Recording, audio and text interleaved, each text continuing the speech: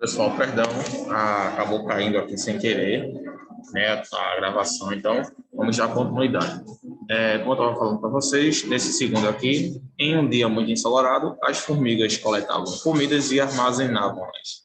Pronto, nesse caso aí, gente, a gente tem um verbo. A gente tem um verbo e a gente tem o sujeito. Só que, qual é a ação aí? Para a gente conseguir identificar o sujeito, a gente vai ter que primeiro identificar a ação. A ação aqui é a ação de coletar, o verbo coletar, nesse caso aí, no pretérito imperfeito. Em um dia muito ensolarado, as formigas coletavam, né, a ação de coletar alguma coisa. Coletavam comidas e armazenavam-nas. Aí, nesse caso, quem é que está realizando a ação do verbo coletar? Quem é que está coletando? Quem está coletando são as formigas.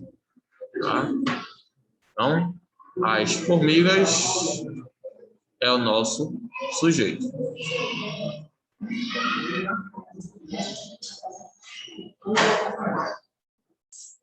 Então, as formigas coletavam comidas e armazenavam-nas. Então, as formigas são o sujeito, pois elas que estão realizando a ação de coletar, ou seja, elas quem estão coletando.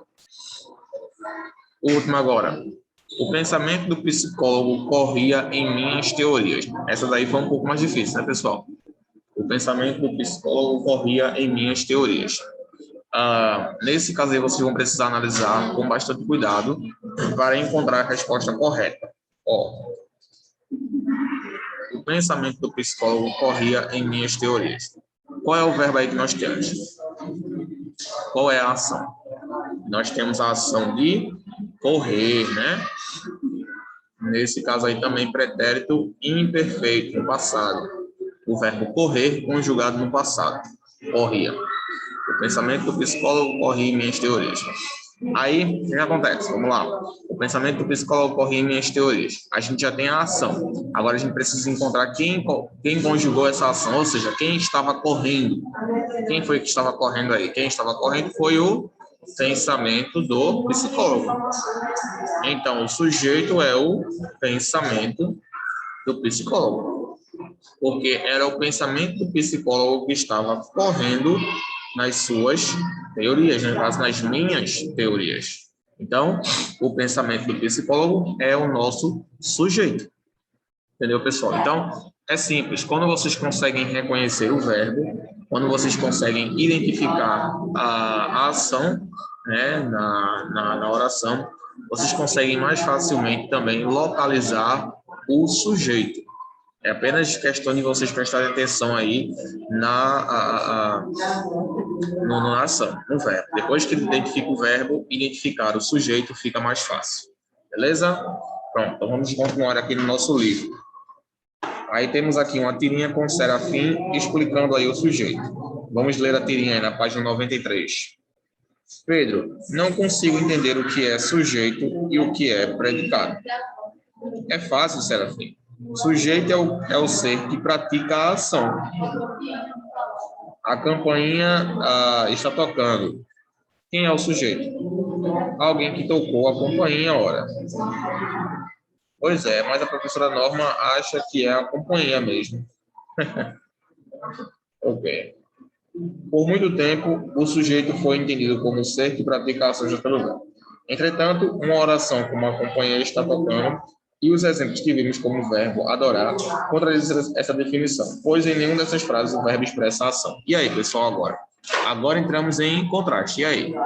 Não temos agora nessa frase aqui, a campainha está tocando. A campainha está tocando. Não temos nenhum sujeito aí. E aí, como é que fica essa situação agora, professor? Me explica aí. Vamos lá.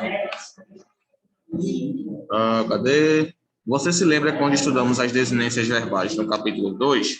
Nós vimos que os verbos sofrem variações para se adaptar à pessoa gramatical que acompanha.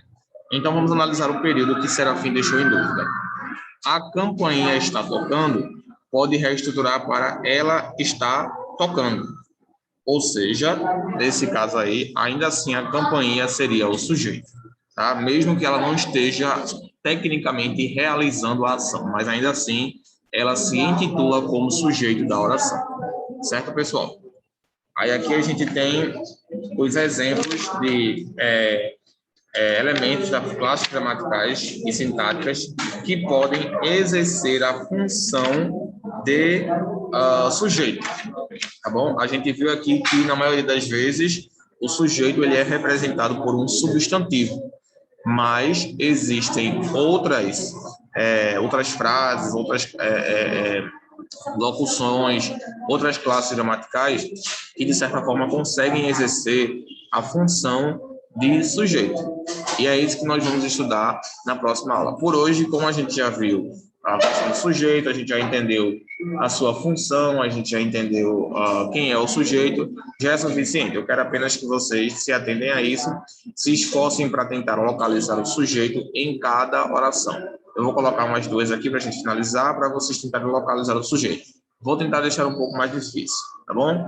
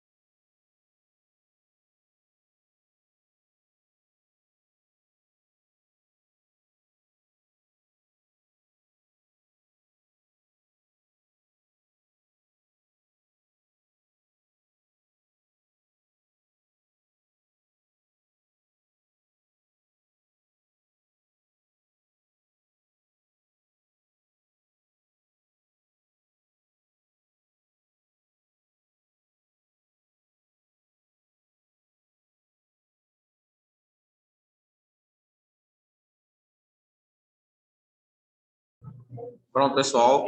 Vamos tentar localizar os sujeitos nessas duas orações. Vou dar um minuto e em seguida eu vou responder para vocês, tá bom?